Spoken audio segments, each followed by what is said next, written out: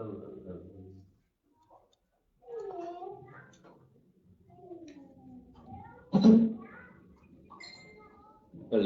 testing. Check 1, 2, 3.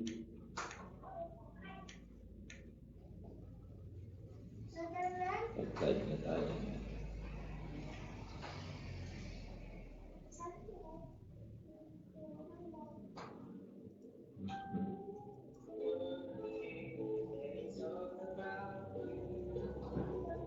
Punta na muna tayo.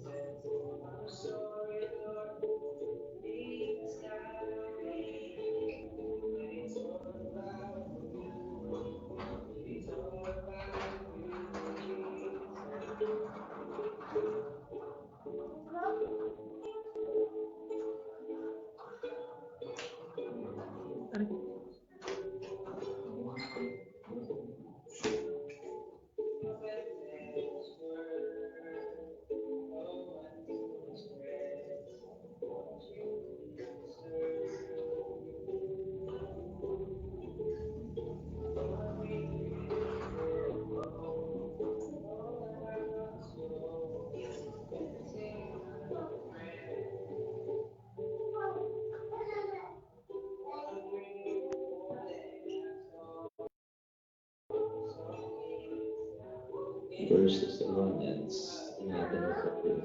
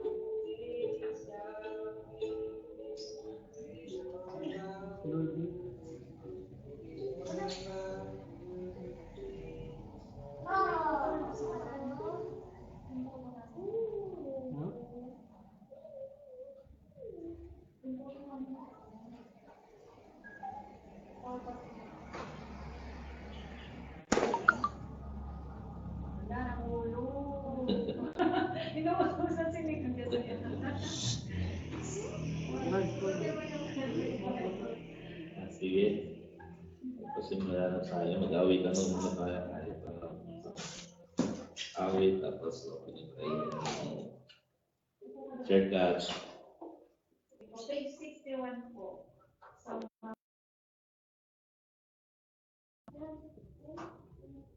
Page 60. Yan. Ano to?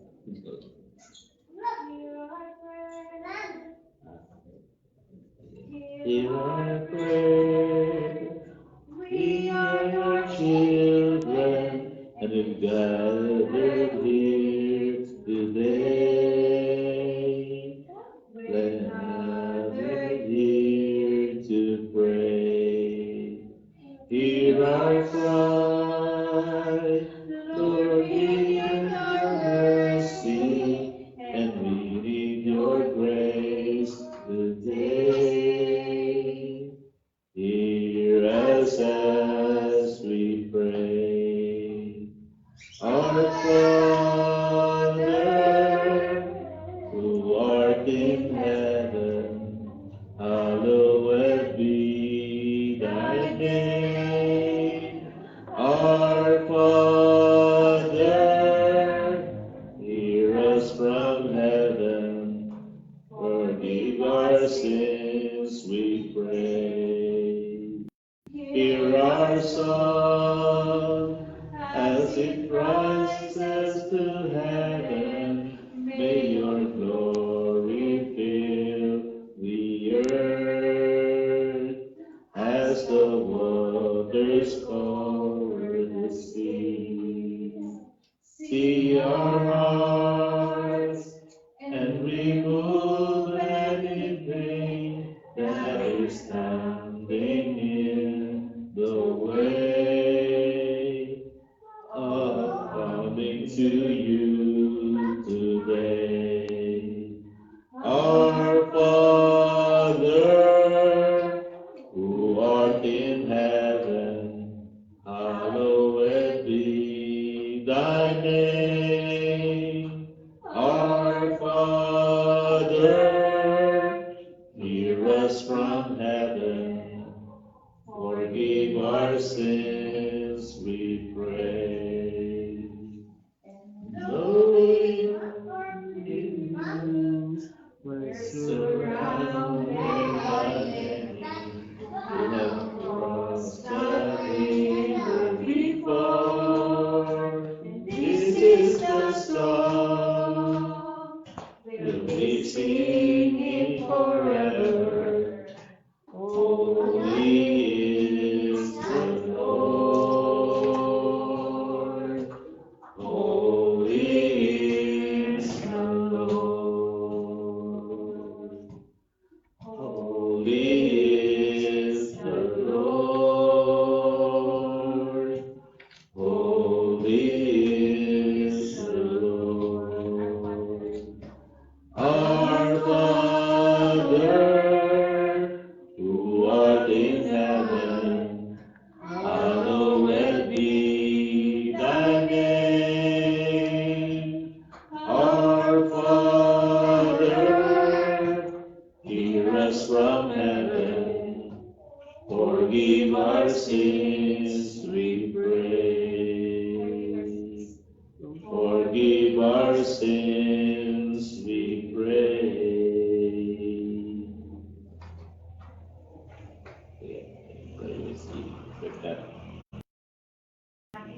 Panginoon Diyos, salamat po sa inyo sa araw na ito, sa mga pagpapalaan mo sa Panginoon. Salamat din po, Panginoon, sa muling pribilehiyo na makapanalangin sa inyo at nagkaroon ng ilan po, Panginoon. Lord, sabi ko po, umangako po, may ilan sa amin po meron na lang dito sa pamagitan ng pagpapalaan. Alam po namin na kasama ka namin sa mga sandali nito po, Panginoon. At nawa, Panginoon, yung mga kapatid namin na wala ka sa oras na ito, nawa, Panginoon, ay italaban mo po sila sa lugar nito. Ito po, Panginoon, ang aming dalangin sa pangalan ni Jesus. Amen. Purihin po ang Panginoon sa araw na ito, kahit tayo po ay ilan dahil na lumakas ang ulan, ay tayo po ay nagpapatuloy sa ating prayer gathering para atin pong itaas sa Panginoon ang ating pong mga kapatiran sa iglesia at gayon din lahat ng mga tao na nilalagay ng Panginoon sa ating puso para ating pong idalangin bilang mga intercessor para sa kanila. At ito ay isang privilege para sa atin na tayo ay makapanalangin at gamitin ng Panginoong instrumento upang yung kanyang kalooban ay maganap sa buhay ng marami natin mga kapatid. Para po doon sa ating lectionary reading sa Psalm 107 po, yung ating pong mabasahin. Pero hindi ko na po babasahin yung buong nakasulat dito na matatagpuan po natin doon sa verses 1 to 7, tapos 33 to hanggang 37. Gusto ko lang pong bigyan ng diin ito pong verses 4 to 7 dahil maaaring ito po yung hindi lamang naranasan ng panahon ng nila sa panahon ng sinulat ito ng salmista, kundi maging sa ating panahon ay marami pa rin pong nakakaranas nito at maaaring ito ay ilan din sa ating mga kapatiran. 4 na talata, babasahin ko na lang po. Sabi dito, Psalm 107 from verse 4 through verse 7. Mayroong naglumagap sa ilang nadako at doon nanahan, sapagkat sa lungsod ay wala ng lugar silang matirhan. Kaya wala nang makain, kaya sila'y nagutom. Nauhaw na lubha ang katawan nila at naging lupay-pay, labis na nanghina. Nang sila'y magipit, kay Yahweh sila ay tumawag at dininig naman sa gipit na lagay, sila'y iniligtas. Inialis sila sa lugar na iyon at pinatubayan, tuwirang dinala sa payapang lungsod at doon tumahan. Basa ng kanyang mga salita. Dito po ay makikita ho na hindi na ho natin tinignan yung context, kundi tinignan na lang ho natin yung ginawa dito na ito po ay awit ng salmista na nagpupuri sa kabutihan ng Diyos, no, dahil sa kanyang katapatan, sa kanyang pagliligtas sa panahon na ng mga pangangailangan. Kaya tayo po ay lumalapit sa Panginoon dahil naniniwala po tayo na lalo na sa mga gipit ng mga kalagayan, lalo nating nararanasan yung kabutihan at kagandahang loob ng ating Diyos. Kaya dito, ang sabi ko sa verse 4, mayroong nagdumagap sa ilang na dako. So pag sinabing ilang na dako, alam po natin dito na ito po ay hindi magandang lugar na tirhan. Pero sabi dito, at doon nanahan. Dahil ang dahilan po kaya sila doon nanahan dahil sa lungsod ay wala ng lugar silang matirahan. Hindi ko alam kung overpopulated yung lugar o talagang hindi magandang tirahan dahil na maaaring sila ay dayo lamang doon at pinagmamalipisan ng mga tao. Kaya kinakailangan na lang sila umalis doon sa lugar at pagtiis pumunta doon sa ilang na dako para doon manirahan. Kaya nga, wala nang makain, kaya sila'y nagutom. Tapos nauhaw na lumha, ang katawan nila ay naging tupay-pay, labis na nanghina. So dito, alam naman po natin kapag isang tao ay sa ilang nanirahan, ganito po talaga yung mararanasan. No? Kaya walang makain, walang mainom, at nanghina na po yung kanilang mga lupang katawan. Kaya sa ating pong buhay bilang mga mananampalataya, mahalaga yung tayo ay mayroong dito basic need, yung shelter, yung matitirhan na maayos na lugar, na mayroong tubig, may pagkain. Yun po yung napakahalaga sa buhay ng tao. At alam naman natin sa ganitong kalagayan ay talagang hindi mabubuhay ang mga tao. Ngayon kung lalagay natin sa context natin, hindi ho natin alam na maaaring dito po sa ating kalagayan niya tayo po ay mapalad dahil nararanasan po natin mayroong nakakain, mayroong tayo na at malalakas yung ating mga pangangatawan. Ngunit meron din tayo mga kababayan na maaaring nasa mga ilang na kalagayan. No? Ibig sabihin ilang na dako na hindi naman literal na ilang, kundi wala talagang makain at walang dahil nga sa panahon ng yung mga nandoon sa mga rural areas kasi wala mga hanap buhay. So ito po yung mga ipag-pray natin ngayong araw na ito. Lahat ng mga tao na mga nandulupay-pay at nangihina at naroon sa gipit na kalagayan. Kaya sabi ko sa verse 6, nang sila'y magipit kay Yahweh sila ay tumawag at dininig naman sa gipit na lagay sila ay iniligtas. Kaya meron po tayong assurance, at tulad po nung sinulat nitong salmista na ito ay wala pong tumalapit sa Panginoon, lalo na sa gipit na kalagayan na hindi pinapakinggan ng Diyos. Dahil alam naman po natin na ang Diyos na siyang lumikha sa atin ay atin pong mapangahawakan yung kanyang kapangyarihan at pagliligtas. Kaya dito ang ginawa ng Diyos sa kanila, doon sa verse 7, inialis sila sa lugar na yun at pinatubayan, tuwirang dinala sa payapang lungsod at doon tumahan. Okay, so kaya yung isang dahilan kaya sila umalis doon sa lugar at nagmamirahan sa ilang dahil hindi po payapa yung kanilang buhay doon. Maaaring sila nga ay pinagmamalabisan at kinakailangan para mabuhay, tiisin yung buhay sa ilang.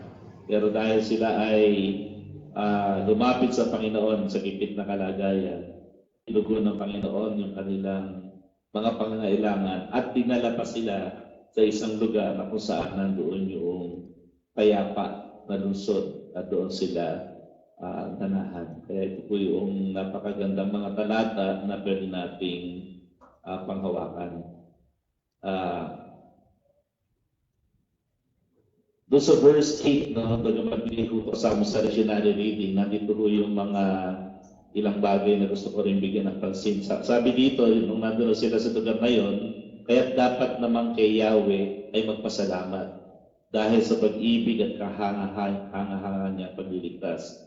Mga nauuhaw ay pinapainom upang masyahan, mga nagugutom ay pawang binubusog sa mabuting bagay. Sa dakong madilim, may mga nakaupo na puspos ng lungkod, bilanggo sa dusa at kahirapan sila'y nagagapos. Pero sabi nga dito, yun po ay dahil doon sa mga lumaban at nagkimagsik sa Diyos. No? Kaya makikita po natin na yung paglapit sa Panginoon ay pagbabalik loob at patuloy na pagtugon sa ating mga pangangailangan. So yun lang po yung ating reflection sa hapong ito. At iugnay po natin dito sa ating kalagayan.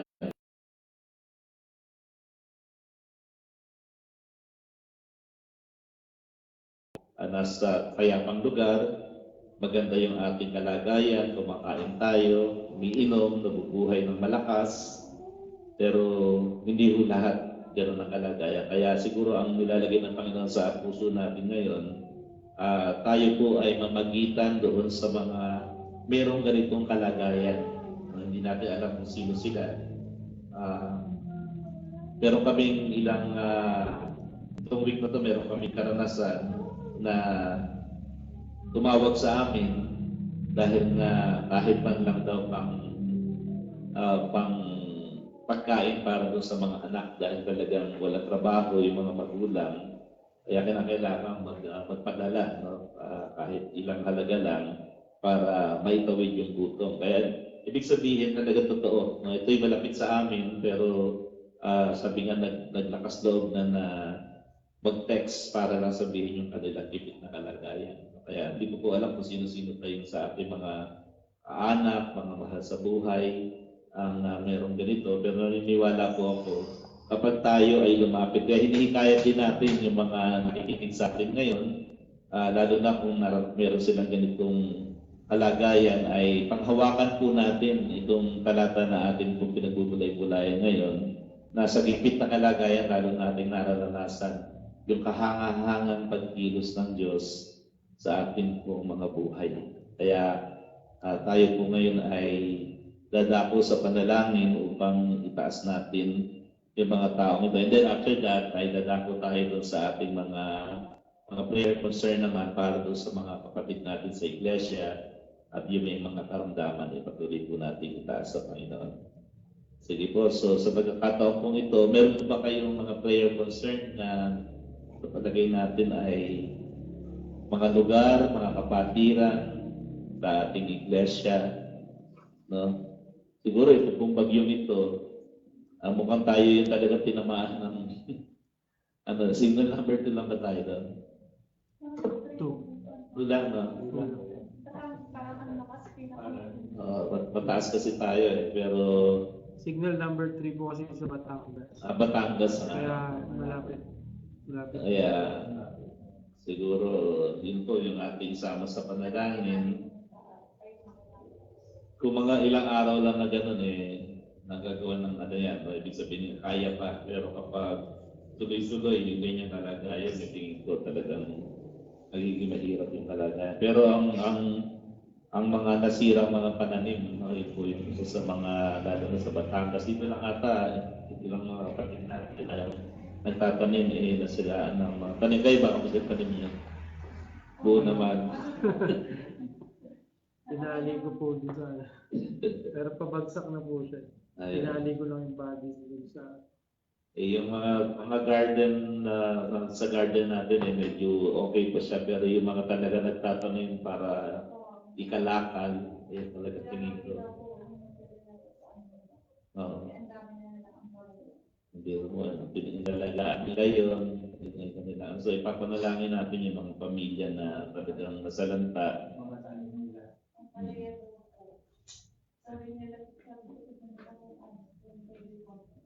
Oo, yung mga ampalaya naman na pwede lang, hindi pa hinog, hindi ba pwede aminin?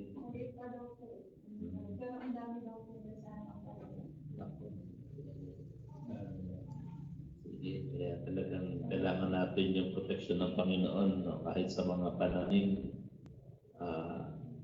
iniingatan ng Panginoon yung... Kaya dito nga, kung babasahin pa natin yung ibang mga talata dito, kahit daw yung mga tigang malupa, kayang basain ng Panginoon para maging parang dagat o batis, yung mga batis na pwedeng patuloy ng Panginoon.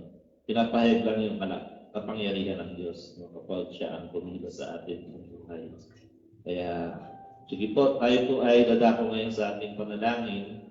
Samahan na lamang po ninyo kung bakit panalangin yung lahat ng mga taong dumaan ito, kundi talagang nasa mga gipit na kalagayan, walang ibang inaasahan kundi yung kapangyarihan at pag-ibig ng Diyos sa kanilang buhay. Sige po, tayo po'y manalangin. Makapangyarihan Diyos, maraming salamat po sa mga salita na ngayon ay amin pong pinagbulay-bulayan.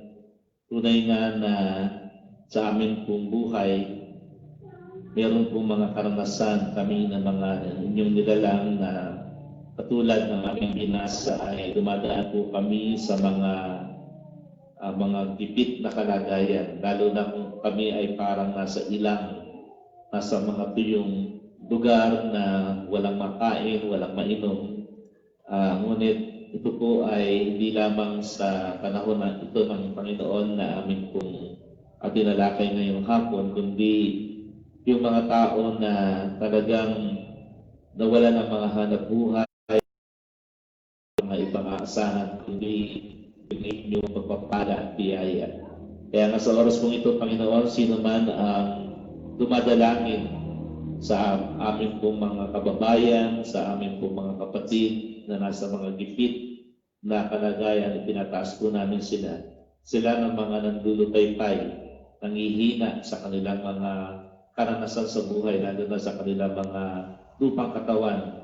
Amin po, Panginoong, dinadalangin na tulad po ng aming nabasa, nung sila'y tumawag sa inyo, nung sila'y nasa kagipitan, dininig po ninyo, Panginoon, yung kanilang mga panalangin at sila ay inyong iniligtas. At inalis po ninyo sila doon sa lugar na ganitong kalagayan upang magkaroon ng pagbabago sa kanilang buhay. Sila ay pinatubayan po ninyo, Panginoon, at dinala sa isang kayapang lungsod na sila ay nakapambuhay doon ng maluwalhati. At dalangin po namin, Panginoon, na wala pong imposible sa inyo. Kaya nga tinataas po namin ang lahat ng kaisa namin sa panalangin ngayon, sila na nasa ganitong kalagayan o sila na mayroon pong mga kaanak na nasa ganitong kalagayan o mayroong mga taong inilalagay nyo sa aming puso. Itinataas po namin silang lahat, Panginoon, sa oras na ito, na mga kapatid namin sa iglesia, mga kapwa-tao namin, mga kapwa Pilipino, mga kababayan. Panginoon, kayo po ang kumilos sa kanilang kalagitnaan upang makita nila na mayroong isang Diyos na dumidinig sa kanilang mga panalangin, lalo na kung sila ay nasa ganitong mga kalagayan. Kaya ngayon pa lang, Panginoon, nagpapasalamat kami sa inyo sapagkat dapat na pasalamatan namin kayo dahil alam po namin na kayo po ang siyang tumutugon na ngayon sa pangangailangan ng aming pong mga tinataas sa panalangin. Kaya nga, dakilang Diyos, dalangin po namin na hindi man namin nakasama ang marami namin mga kapatid sa oras na ito dahil po sa panahon, ngunit sila nakasama namin live dito po sa amin pong online na panalanginan. Maasa kami, Panginoon, na pagkakaisayin po ninyo kami sapagkat meron po kayong pangako sa inyong salita na kahit mayroon 2 tao lamang na magkaisa sa paghingi ng anuman sa panalangin, ipagkakaloon po ninyo. Kaya ngayon pa lang, Panginoon, nagpapasalamat na po kami sapagkat alam po namin, Panginoon, yung inyong salita na kapag kami ay mananalangin, asahan namin na tanggap na namin yun at matatanggap na namin. Kaya patuloy namin itinataas, Panginoon, sila na amin pong mga itinataas sa inyo. Kilala man namin sila o hindi, saan man sila naroroon, Panginoon. Ngunit dahil pinayagan nyo kami na buksan, Panginoon, yung inyong durong awan ng langit. Sabi nga po ninyo, ano man yung aming pakawalan dito sa lupa, papakawalan nyo sa langit. At ano man yung aming pigilan, pipigilan po ninyo sa langit. Kaya nga ngayon pa lang, Panginoon, pinapakawalan po namin ang pagpapala, ang mga pangangailangan na makatutugon sa bawat sambahayan dito po sa amin sa yung iglesia, sa aming mga kapatiran at sa aming pong lungsod. Patuloy po namin tinataas maging itong aming barangay.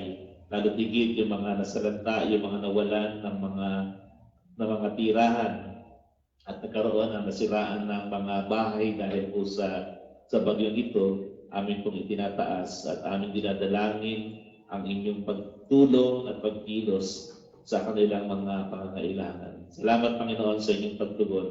Salamat, Panginoon, sapagkat alam namin na patuloy po ninyong ipapahayag yung inyong kabutihan, yung inyong kagandahang loob, yung inyong pag-ibig at kapangyarihan na laging handang tumugon upang mapatunayan ng lahat ng mga tao na meron kaming isang buhay at makapangyarihang Diyos na tumutugon sa aming mga padalangin.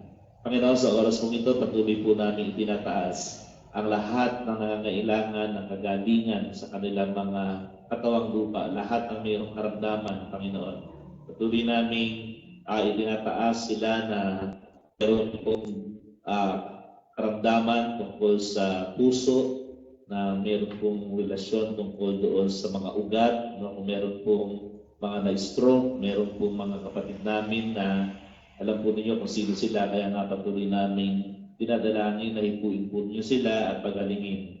Kaya din, Panginoon, patuloy namin dinadalangin ang mga kapatid namin na meron po mga nararamdaman sa kanilang mga sikmura o sakit ng ulo o meron pong hindi magandang paghinga. Amin pong dinadalangin, Panginoon, na pagalingin po ninyo at muling ibalik yung magandang kalusugan sa amin pong mga kapatid po, Panginoon, na hindi po makatulog sa gabi. Meron pong mga agam-agam, meron mga pag-aalala. Panginoon, dinadalangin po namin na bigyan po rin sila ng kapayapaan sa puso't isipan. At meron pong pag-asa na sila ay inyong pong pararanas sa kanila yung inyong pagtugon at mararanasan nila, Panginoon, yung inyong kapangyarihan at tutugon at kumikilos sa kanilang mga pangailangan. Kaya masalamat, O Diyos, sa kanya-kanya po naming mga pamilya. Kayo po nakakaalam ng aming mga pangailangan at amin pong pinagpapasalamat sapagkat kami ay ligtas, meron po kaming mga buhay, magandang kalusugan, at salamat dahil meron kayong provision para sa bawat isa sa amin upang hindi lamang makatugon sa aming sariling pangailangan, kundi maibahagi din namin ito doon. Tulungan niyo kami, Panginoon, na patuloy na maging sensitibo at patuloy na bukas ang palad, lalo na sa mga taong nagigipit, upang kami ang maging daluyan at instrumento ninyo upang maabot namin ang mga tao na nais po ninyo na lubos na kumilala at maranasan, Panginoon, na mayroong isang buhay at makapangyarihang Diyos. Tuloy namin tinataas ang bawat sambahayan sa iglesia ito. Pagpalain po ninyo kami, Panginoon, at hayaan po ninyo sa mga darating na gawain ng iglesia ay kami magkaisa at sama-samang magpupuri sa samba at magpapasalamat sa inyo. Aming pong tinataas ang aming pong mga kapatid na dumaan sa kanilang mga arawan. Kaya din, Panginoon, sila na dumaan sa araw ng kanilang anibersaryo sa kanilang pag-asama bilang mag-asawa. Nawa, Panginoon, pagpupurin po ninyo, Panginoon, ang mga sambahayang ito upang lalo nilang makita yung inyong katapatan sa mga kaarawan na idinadagdag ninyo sa kanila. At kalakip noon ay hindi lamang yung pagtugon sa kanilang mga panalangin, higit pa sa kanilang inaasahan, Panginoon. Kaloob lamang po ninyo upang makita nila na ito'y pagpapala na naiso ninyo ipagkaloob sa kanila upang sila din ay maging pagpapala para sa iba. Kaya salamat, Panginoon, sa oras na binigay ninyo sa amin upang kami ay patuloy na magkasama-sama sa panalangin at nagpapasalamat kami ngayon pa lamang, Panginoon, sapagkat alam namin sa darating na mga araw, kami po ay mayroon pong mga patotoo na amin pong ipagpapasalamat dahil sa inyong pagtugon sa lahat ng aming mga daing at mga dalangin. Pagpalain po ninyo, Panginoon, ang aming pananambahan sa darating na linggo. Patuloy po namin tinataas yung aming pong communion service na gagawin po namin. At gayon din, Panginoon, tinataas po namin ang aming pong misyon sa Magahi, sa Tuwi, Batangas, sa pangunguna ng aming pong Pastor Adrian. Nawa, Panginoon, ingatan niyo sila doon, pagpalain at patuloy na maranasan nila, Panginoon, yung inyong katapatan at pagtugon sa kanilang mga dalangin. Maraming salamat, Panginoon, sa araw na ito. Pinabalik po namin ang pinakamataas na pagpuri at salamat. Ito po ang aming dalangin sa makapangyarihang pangalan ni Kristo Jesus. Amen. Magandang hapon po sa ating lahat.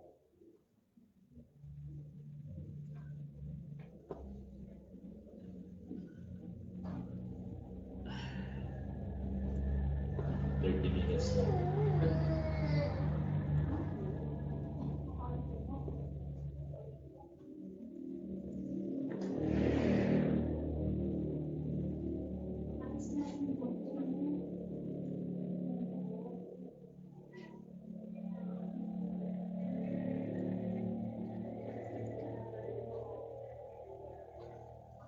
Kaya alas 4 pa lang tayo nag-announce ng mga dumating sa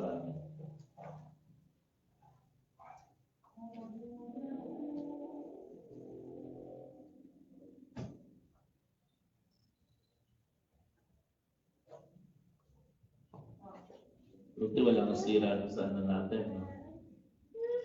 Yung kuryente. Sa inyo yung ano lang ang nasira, no? Yes. Ano, naputol mo ba yun sa inyo?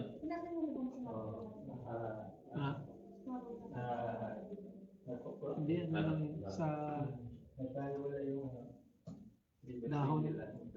Siguro na tinamaan yung mga sa lahat ng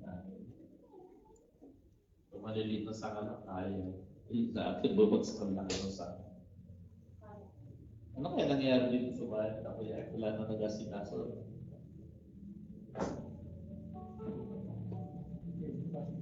Hindi, bukas na. Bukas na naman hangin yan.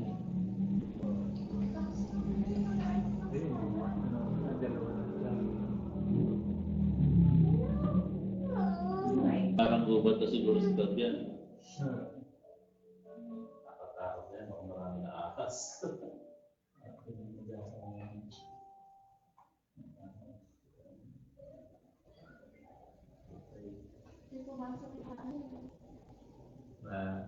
Parang marami bumagsak. Ano na? Pumasok po na sa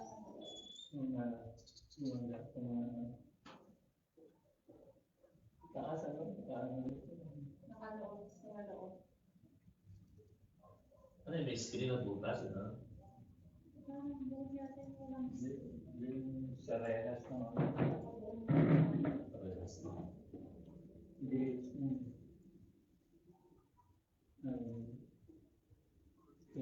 may damo na nasa taas yung sa rooftop o may mga damo na. Eh, yung bahay po nila doon sa kabila, nabenta na nila. Hindi ba? Hindi ba rin? Pero may tao sila na. Yung mga sayang sama lang mga anente na anente nila na sila hindi bayan na Ganon. Ending na katana. mga mag-anak ng hindi makilis natin.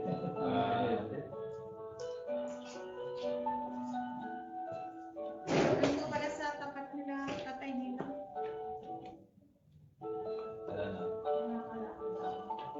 Oo, ano ba? Yung area na yun. Kaya yun. Tapat nila tatay nila.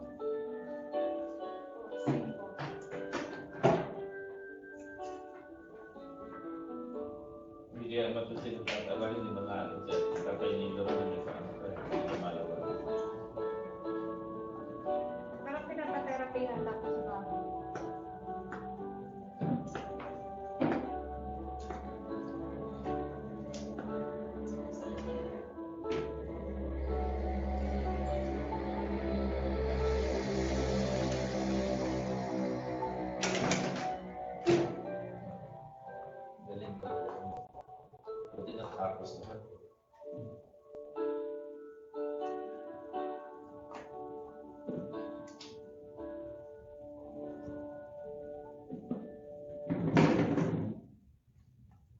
meron tayong may papadala sa akin na 300 copies nung kasama ni Jesus.